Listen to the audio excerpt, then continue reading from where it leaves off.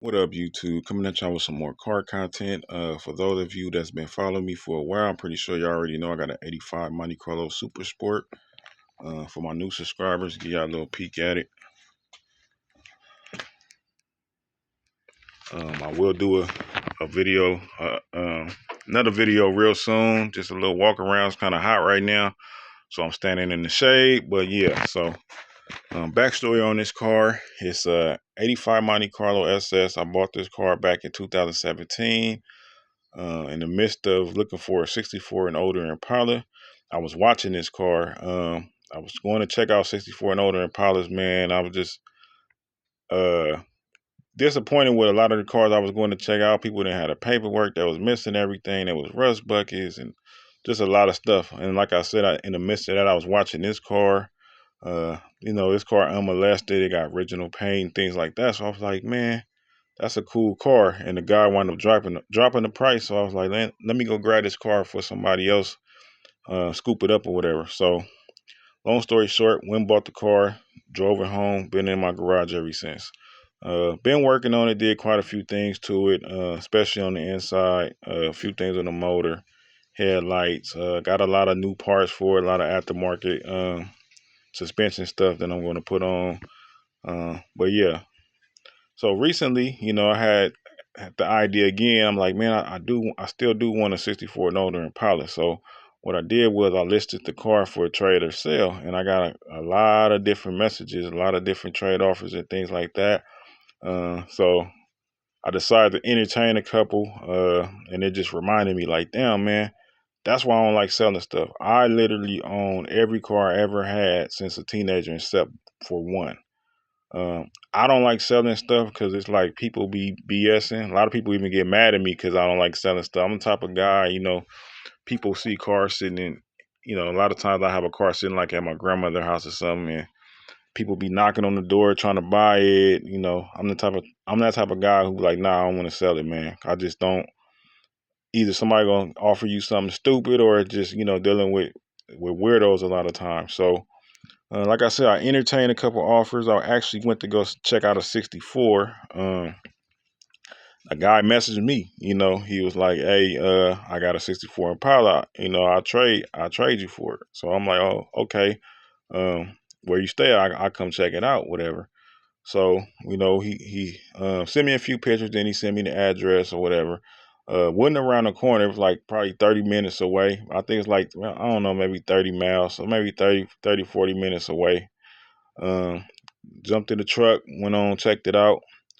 It was a decent car.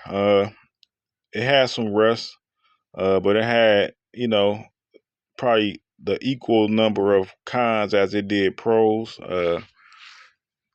It was it wasn't like a rust bucket. It needed at least one quarter. It needed a rear floor section.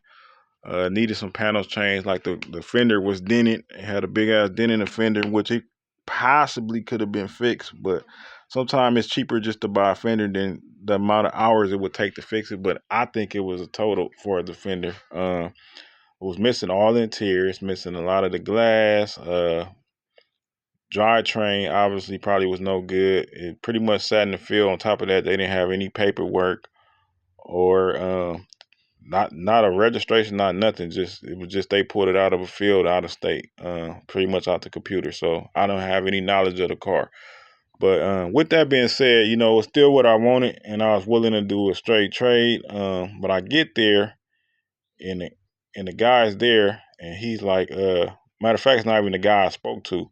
It was his pops, and he was like, it's gonna be 3,000 on top of the trade, right? I'm like, huh?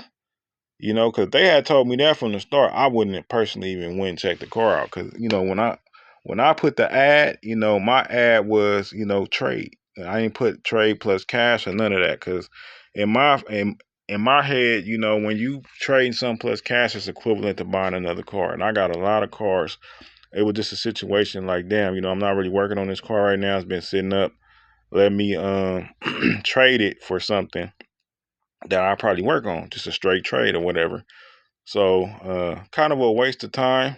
And I'm like, damn, Just like people just they communication and things like that suck, man. Just people waste your time, and a lot of people they don't take the time to think. Them old cars, man, they cost a ton to build, so they be trying to get the price of damn near the car how it would be built. Like people don't realize with these old cars, man, you got to do the motor, the trans, the drive shaft, the rear end, all the brakes. That's all the brakes, hardware, the drums, the brake lines, the master cylinder, the booster, all the accessories under the hood, the radiator, the alternators, the belts, just all the little stuff, man. Mounts.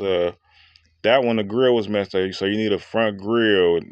Like I said, the fender, all the metal needed, like far as um the metal patches, and it needed a quarter panel, and just a whole lot of miscellaneous stuff on top of that. It didn't have paperwork, so I would have had to tow it to CHP and tow it different places to get VIN verifications and hope it come back clean. Just a lot of BS that went with that car. On top of that, for them to ask $3,000, that car pretty much needed a frame off. Yeah, it would have been worth more than my car done, but as the state it was in, it wasn't. Like, it wasn't worth. I feel like I can get more from my car and it would sell easier, because I got a gang of cash offers for the car. I really didn't want to sell it like I would for the right price, but I really didn't want to sell it because a lot of times you sell cars and the money never go back towards, get another car. You probably wind up spending it on something else. But so I personally, like, when I get rid of a car, I prefer to trade. But yeah, so with that being said, man, another situation I dealt with was a catfish. Like, who would have thought you would have dealt with a catfish buying a car? But yeah, so this guy hit me up, sent me two pictures of an Impala, and it had a little logo on it that I didn't catch at first. It was a Google logo, like when you screenshot something off Google. So I was talking to the guy. He supposedly was a couple hours away or whatever, and he asked me a million questions about my car, like, but he never given information about his car. And then when I do ask him questions, he give me standard answers. Like, I'm like, what size motor you got in there? Oh, it has a 283 and a power glide, like, which is possible because that's original, but I doubt it because most people swap out the power glide. So it was just like a lot of stuff that didn't add up, and kind of find out he pretty much was trying to catfish me, and so he can have time to get money to buy it, because he wound up making me a cash offer, just so I wouldn't sell it, because he wanted to spark my interest in something that I wanted, so I wouldn't sell it pretty much. And that just kind of pissed me off, man. Just like a lot of people BSing. So with that being said, man, I'm just gonna keep my car and build it. When it's done, somebody want to cash it out, cool. But obviously the price finna go up.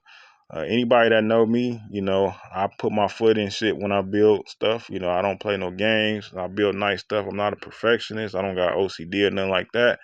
But when I build stuff, man, it's nice. But when I build anything on wheels, man, it's gonna be nice. So that's kind of why I had slowed down on building a car, because it's like, a lot of times you put money in cars, and just because your car might be worth something, everybody ain't got that kind of money, man. So if I built this car and make it worth 30, 40,000, you got to find somebody willing to spend 30, 40,000 into a G body, which is people out there that do. But, I try to keep it at a fair price, give a person a chance to, have some realistic money, to buy it. But yeah, that being said, man, project back on for to start back working on it.